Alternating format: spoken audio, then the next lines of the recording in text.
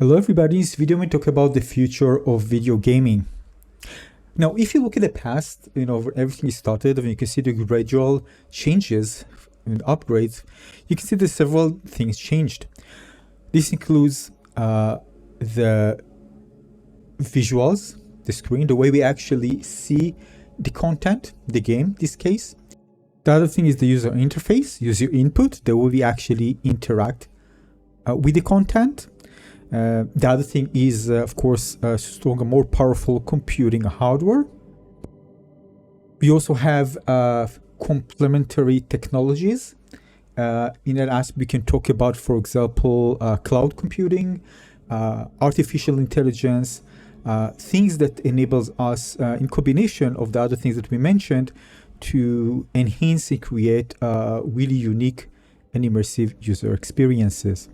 The other thing, we also see that there's more of move towards user creation content. We see this, of course, all over the place. Of course, not just in video games, giving users the ability to create things themselves, giving the tools to users to create something rather than relying on others to create, developers. We can also see that now with AI, actually, we can give this to machines to create things for us based on our input. So where actually the video games future is going to? Well, first of all, let's take a look at what we have now, for example, in virtual reality. All right, a technology that allows us to basically put us inside the game itself. The other thing, we can see augmented reality technologies, mixed reality, that allows us to mix the virtual with the real world experience, merging between the two seamlessly. So if you look at the disruptive technologies and how video games will be in the future, we can look at something that allows us to basically interact with things anywhere we like. Right now, for example, if you have a desktop computer, it can be something relatively big. It's not something that you can carry anywhere with you. And of course, and we've seen that technologies that are mobile becoming very, very popular, like mobile phones, for example, and people gaming outdoors. But if we be able, with the right hardware and with right complementary technologies, to enable users to game anywhere, and I'm talking about things related to something like Pokemon Go, where you can just get on one side and see things through the screen, about basically changing, being able to manipulate and change everything around you. This means that everything that you see real can be virtually manipulated and allows you to either modify, remove completely, even just delete out of existence. Of course, physical things will still be there. In the far, far future, we'll be able to, modified atoms, real time to create new things, might be able to just remove something, right, out of existence, the physical thing. But let's stay in the relatively near future. We were talking about things that, for example, if there's a building in front of you, you'll be able to just move it completely, and you're going to see what's actually behind it. So you say, how can you see something behind it? So if we have a digital replica, let's say, of the entire world, right? The entire world was scanned. Well, I've created a scan, but maybe many people use and scan things behind them. We can create a replica using technologies, scans from satellites. It can be from drones, and basically, or just people moving around with mixed reality glasses and continue scanning the environment. And basically, we're creating a replica of the world. So if something actually appears as the digital replica, we're able to remove something, for example, a building, and actually see what's behind it. And when you move, you're going to see the changes in real time. Now, basically, if we can modify things around us, we can use it, of course, for gaming. This means we can create games that not just play outside, actually adapt in real time to things that actually appear in the real world. Basically, there's a contextualizing element that, using artificial intelligence, for example, object recognition, that can detect real world objects and allow the game algorithm to actually adapt. For example, let's say there is a statue made of stone outside, a real one, and we want to shoot it. The algorithm will know how to detect this object, recognize its material, what it is. It's gonna 3D depth scan it, and basically it will create a virtual replica of the thing with different properties that are assigned by the software. So the same that if you're holding now a virtual gun, you'll be able to shoot it, and the physics will be applied to actually show you a stone of statue actually exploding. Depends, of course, on the properties of your weapon and other type of values related to the gaming mechanics.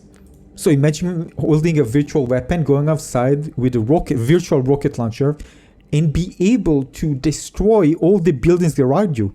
Think about something like Battlefield, where there's destructible everything, but it happens and actually plays in the real world. Remember, I already mentioned we can actually remove things. So we can just break buildings and do whatever we like and just turn out the environment. Of course, the physics, the real physical things will still be there, but it will be the way you actually experience it is like you're turning out the entire city. Now, think about something mixed. All right, think about, for example, being able to create virtual content. Of course, things will be occluded. This means, for example, if you create a dragon pass behind a building, a real world building, but of course the dragon is going to be virtual, of course, it can just pass behind it because there's going to be a digital replica, a 3D model that will actually replace the real physical one. So when you create a digital content, it can actually appear behind, moving something behind it. It can be, of course, below, behind. And by the way, this is the main difference between the mixed reality and augmented reality, where things are just augmented on top of the real world compared to something that it mixed with it. It can appear behind object, below object, and partially hidden, occluded. So imagine something, you go with your friends with your really cool legendary weapons, and you're just going to shoot dragons that just fly around buildings. How cool is that? Just a little example. Of course, everything can be virtualized, removed even. So for example, if there are many people on the street, you can just remove all the people in the street, remove even the cars, or maybe just replace the cars with spaceships, or replace people that will look like aliens. Yeah, you can do that in mixed reality with, of course, different complementary technologies.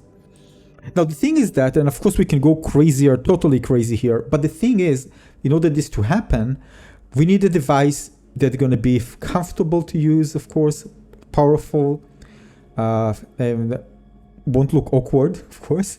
And something that we can consume it, of course, because we need to see it with our eyes. Basically, that's why, by the way, we see many companies developing mixed reality glasses, including Apple developing the Vision Pro AR/VR headset that allows you to interchangeably change between mixed reality content and total virtual reality, which is VR, and doing it in very high quality. But we are not there yet. And the reason for it, first of all, Apple Vision Pro was designed to mainly use indoors. When we are talking the real shift to video gaming in the future, things that we don't need to hold a mobile phone to experience it through the screen of the device, is when you have some kind of AR glasses that are small enough and easily lightweight to wear. They need to be connected to and process things outside, because again, some of course processing will be done in the, let's say, just called headset, but other things more complicated need to be done in the cloud. By the way, cloud is one of the great technologies, especially when combined with the ability to connect to the internet anywhere you go, and especially high bandwidth internet, and you be able to stream content to your headset, and basically all the most powerful computing and calculations will actually done on a very powerful computers online in the cloud. And this is why high bandwidth internet is so important, because you need to deliver lots of data and do it in real time, or again close to it as possible, in order to really make those changes, all these changes happen very, very quickly for the user. Now, this big thing won't happen until we'll be able to have some of this device, which eventually, by the way, will eliminate our need for phones in general to be able to do this outdoors. Because indoors puts a huge limit of what we can do. We can do lots of things, but it won't be just, of course, something for gaming. This type of device we're going to wear on our eyes will change everything. This will change the world completely. Because everything, every second, whatever you do, will be able to get real-time data for anything around you. It can warn you about things that even about to happen. It can even use to prevent crime, because basically cameras will be all over the place. It will contextualize everything around you, personalize everything for you, and basically it will just manage your life to be much more simpler and easier, and provide you with real-time information about everything around you. It can warn you about things. For example, if there's a car coming from one side and you can't even look at the side and he actually sees it accelerating, it can warn you ahead of time. And of course, the endless amount of things that can be used in order to allow you, because this camera is going to be on this device, can basically eventually be look anywhere around you 360 degrees, so they can see anything, even if you don't look at a certain place, and basically continue to collect data and analyze it. Now, of course, there are limitations and some things that shouldn't be overlooked. Again, I mentioned lots of things that can be replaced virtually, or physical, that can actually overlay and replace in quotations. And of course, the things are physically there. So again, this might lead to people might get hurt. So again, there's a privacy concern. There are lots of things that, of course, will be addressed later on once this technology do get outside. And there are already people who already know where it's actually going and already creating some, let's say, some manifest, how to actually prevent this technology from actually causing harm in different ways. I mean, imagine all these sensors, and some of them probably going to be used even without permission. So, for example, you might have some sensor information that allows you to see in real time if a person is lying to you or not, see their heartbeats, even analyze diseases. You can see information, private information that otherwise, you need to go maybe to the hospital. It will be available in some way or another. Maybe something illegally will be able to implement in a certain device where you'll be able to scan people around you and know so many things that they're so private they won't even want to share with you, but you'll be able to detect them. So there are lots of things regarding privacy concern which we address. But again, we are talking about gaming. I just want to say that this type of device is not going to change video gaming forever. It's going to change our entire life forever. We're going to consume things around us completely different than we're doing today, because there's so much information around us, and some of that, of course, is not relevant to us, it's not important to us. Some of them it is, sometimes we are missing. But when you have all this information and it's personalized to you, you're going to be just going to manage your daily life and make it so much more, easier, fun, and safe. And of course, there won't be need for any laptops or anything. This will change everything. Will change. You don't need any TVs in your living room. You don't need laptop computers anymore. You don't need mobile phones anymore. This will basically replace everything, because there's so many things that you can actually replace virtually instead of having them physically present. But in order to make it, of course, more fun and engaging when talking about video games, and this is, by the way, related very closely to VR, lots of things that VR is missing, and of course, many hardware developers try to bring it, is in order to make things more immersive, you really want your virtual self to feel like it's your physical self. And basically, for example, it's about you want to feel, we want to smell, you want to know something is actually there. And of course, there are different ways. For example, like the vest, you can actually feel like bullets are hitting you. And there's some different type of platforms that allows you to move. Of course, just standing in the same place, but replicate moving and running without you actually needing to move and run in the, and getting, closing distance in the real world. You're just standing in place, but it actually allows you to run, walk in the virtual space and feel like you're actually doing it. Because you're actually doing it, but just standing in place. But these things are cumbersome, expensive to make, and this is why actually some of the things that actually prevent VR to be totally immersive, because it's working right now more on the visual and some of the tactile aspects of using a controller with your hands. Now you need to understand there are many technologies who are yet to be invented. We're supposed to really make this happen in a way that it can make it happen without actually all the cumbersome that we think about these technologies can be. And one of the things about, of course, is working on certain parts of the brain, which is responsible for all of these things, to actually inject those, neurally into your brain so you can feel it, right? It can be something that you want to feel in a certain location. It can just generate something like that in your brain, and you're actually going to feel it in your body. And when we speak about, by the way, user interface, which I mentioned earlier, if you just Google, for example, brain control gaming, all right, you're going to see some different results coming up, right? Neural basis of video gaming, basically also being able to control things using your thoughts alone, all right? So you can actually interact with things in the world around you through, of course, if you wear this mixed reality headset, being able to interact with things but just thinking without actually talking or moving anything. Because imagine something like that, you walk in the street and you want to interact with things and you need to move your hands and talk all the time, right? Even just something simple like being able to read your lips, for example, instead of need to talk. For example, if it was something with a mobile phone, we can just speak, don't even speak, just like I'm speaking, and actually detects the motions of my lips and translate it into voice. And of course, voice, by the way, you can sample it using artificial intelligence, and basically you can replicate something that is already, by the way, things like that AI, you actually just give it a sample of your voice and you can just write tags and will actually say it with your own voice. Pretty amazing. And basically this is something that can happen as well. If you can just say like you're saying something.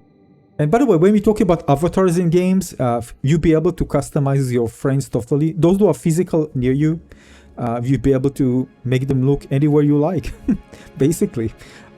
They're going to come to your house before you're going out to play video games in mixed reality outdoors, and you can just customize them. The moment you see them, they're just going to be something else. You can change everything you like about them, their hair, their clothes, everything, even their voice. Pretty cool to think about it, how, those avatars will be like when you're talking. By the way, this is something you want to see, I'm sure pretty soon as well. I mean, this is easily possible to do. When you have skeleton, you create a skeleton of a person near you. You just use 3D scanning, and it detects different parts of the human body and actually put those accessories in different location. This is not hard to do. It can actually be done even today, but of course it's going to be something really amazing to see.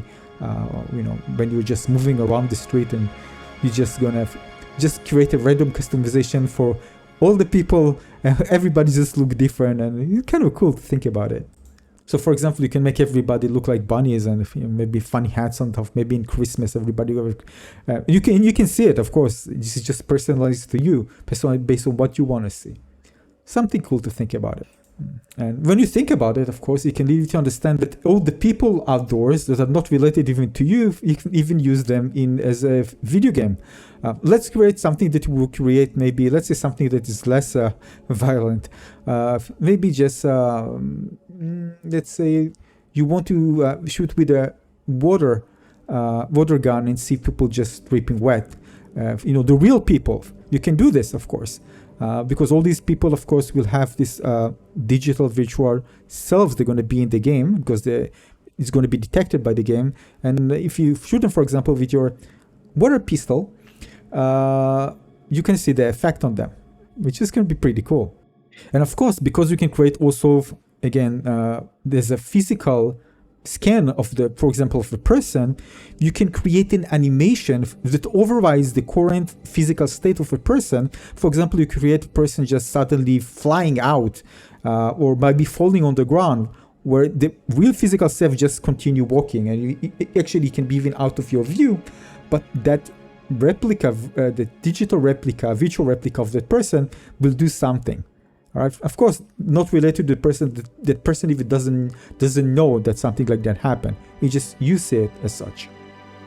And of course, this leads to really unique and fun interaction that can be interactive, but you're going to see lots of events that will actually, all of us will experience it. Imagine like, like a Fortnite event, but something that happened in mixed reality in the real world. So they actually will save cities lots of money because they don't need to create real balloons or something like that, or they can just create millions of them, and they're going to be, of course, occluded in the world. Maybe it's going to give you little funny guns so you can actually shoot the balloons. And it's going to be this type of events. They're going to be very popular in different places, in different locations. It can be in bars, it can be in holidays. That there's going to be kind of large-scale events. They're going to be created, interactive. So it's going to be kind of a video gamey that you can have fun and enjoy. So as you can see, the way the things mix with the physical and the virtual and the real world will change everything. And this allows many developers to create some really amazing experiences that everybody can experience it. It can be something very special for a unique time, of the year or the day. And it's going to be something amazing. And this technology will take us further away from, I talk about crime, for example. So imagine being able to have, those cameras will record everything every single second. There are going to be many people walking with them in the streets. So, for example, being able to have something, I don't know if it's going to be done, how it's going to be done, because it's something that can be invade of privacy. But when talking about public spaces, maybe it's going to be different. But basically, this allows, for example, police to recognize somebody who ran away by collecting information from another player, other people that actually saw the movement of a certain criminal maybe running away, and can send it in real time to a central location and help capture criminals. It can even help in certain places where there's some information that was gathered in certain time to help detectives analyze crime in certain locations. The use again for that is endless, and it's pretty crazy. And this is just the tip of the ice, just kind of to trigger your imagination. There are going to be endless things, creative things that will be used. And when those technologies, of course, mature and enhance, especially with artificial intelligence, things are going to be crazy. For example, I just want to wake up in the morning and just go outside and change it to winter day because I don't like summer. I want to hear some thunders and feel like I'm more better if I can actually feel chill. If there was an option to make me feel a bit chill, that would be nice. But basically change completely the weather, completely the environment, make it just look, for example, if you want to be, let's say in Europe, all right, and kind of maybe in Barcelona, you can change to, for example, your entire buildings around you to look something from that place, all right. If you want to be, for example, maybe in Japan, you want everything to be Japanese, everything will change. You can just say the AI just replace everything. So I feel like I'm working out in Tokyo, for example, something that you can do that. So basically, when you get outside, you can have completely different environment, by the way, that can overlap with the physical one, so you won't kind of find yourself, bumping into things. It will change everything. So your reality is going to be different compared to the way you actually experience reality. You'll be different compared to other people who just going to wake up and they have another completely different street they are walking now. Everything going to look different, maybe cartoonish, maybe anime style. Yeah, we can go crazy. Of course, things related to video games, it will be related to everything else. People, for example, who got lost in the forest can actually just remove all the trees and see where they need to go with, of course, directions. It's crazy. Yeah, it's crazy when you think about it, but that's where we're actually going. And I told this is just the tip of the ice, so it's just going to be even crazier than you can even imagine. Again, both for enhancing our lives and also for, some amazing interactive content that will be so much fun to experience, especially together when you're outdoors. So this is something I'm waiting forward to, and actually I want this to happen already. Just waiting so much time. When seeing, for example, the Apple Vision Pro, I'm saying not again, not indoors again. Take out outside. I just heard. But we are not there. Otherwise, there will be something like that already. But of course, the technology is completely advancing and being more mature. But again, we are definitely far from that. But we'll get there. We'll get there. But it's small steps. But once I see, by the way, Apple coming with the Vision Pro, I'm happy that something is moving forward. Before that, there wasn't even Vision Pro. So I said, when Apple just released something so other people can start competing and move this industry forward. And this is why I'm so excited about mixed reality in general than anything else. I love virtual reality because, again, give me part of the things to taste. But the things that I'm looking for the most is this mixed reality. Everybody have this amazing slim headset. Everybody experiencing life differently. And well, you got the point. So yeah, so if you think this is crazy, this is nothing. This is like going to be the little normal. Things are going to get much crazier than you think, and the creativity will just go out of the roof with things that can be created. The developers, just probably by then, who knows? Maybe you can. The thing is that again, when you look at the future, the AI are going to be so smart, in quotation, that you can invent your own creation. Basically, you don't even need to wait for, because basically AI will be so smart they can develop anything you like. You can talk about even movies, right? You can just create a Hollywood quality movie by just saying what you want. So basically people will experience their own things they want to experience rather than waiting for others to create for them. So let's say you want a certain X movie to be with that story, it will create. Of course, in the future, it's in real time. You're just going to get a movie. I mean, Hollywood quality movie created for you. Just the way you scripted it yourself, saying what you want to be. It's pretty crazy to think about it. But basically, when you're looking about developers, AI will develop everything for you, customize for you whatever you like. So it's pretty crazy. So if you think about an idea, what you want, AI will just create. And of course, AI will get better and create some really things that actually match our specific personalized needs. It's pretty crazy to think about it, but that's again why AI, some people think it's that dangerous again, because imagine not needing any developers to create something for you. You can create everything. The AI can create everything for you. It could be a full AAA video game, it could be movie, anything. It's crazy to think about that. But some thoughts, again, if you take things a bit forward down the road, we might not think about, all right, it is possible. It will be there. Even faster than we think, by the way. It's crazy. And something that are more related, something that creates something that is more like human-like, that can feel. It's crazy thinking about it. But then, again, I'm talking just about the relatively near future. But it's crazy. We're going to crazy times, I'm telling you. And the thing is that it's just growing exponentially. I mean, think about what AI was like, 5 years ago and where we are now. Even 1 year ago, where we are now. It's crazy. So if you think about how fast it actually moves forward, things that looks like, all right, it's going to take a lot of time, worry enough, it's going to be sooner than you think. And that's about this. I want to talk about in this long podcast, draw imagination to things related to gaming, but a bit outside of that. And you can just use your imagination to imagine other crazy things. And no worry, eventually they will happen. Most probably. Thanks for hearing this podcast. Subscribe maybe. See you on the next one. Cheers.